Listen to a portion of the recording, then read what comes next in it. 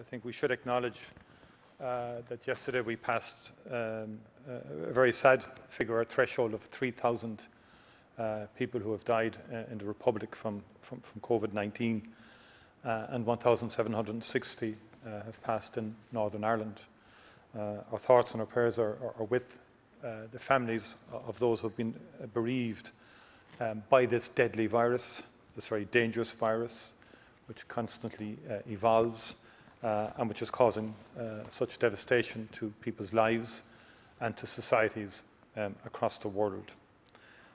I want to make it very clear, Ceann Comhairle, that there will be no half measures from me as Taoiseach or from government in ensuring a prolonged suppression of this virus.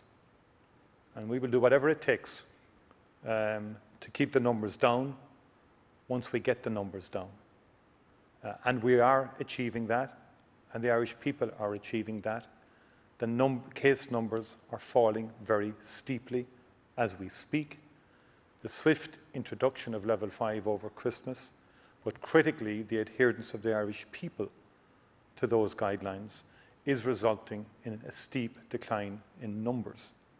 That said, the key metric for me, and it's not a metric, but it's a reality for the frontline healthcare workers who are performing heroically on behalf of us all for a prolonged period of time, but particularly during this critical phase of COVID, in assisting all those who get COVID and who are hospitalised. And for me, we have to get the numbers of hospitalisations down and the numbers of people in intensive care down. But when we get them down, we can never allow them back up to the levels that they are at now. And that is very clear as far as I am concerned. And that will mean prolonged suppression of the virus in this country. And that will mean for everybody in this House.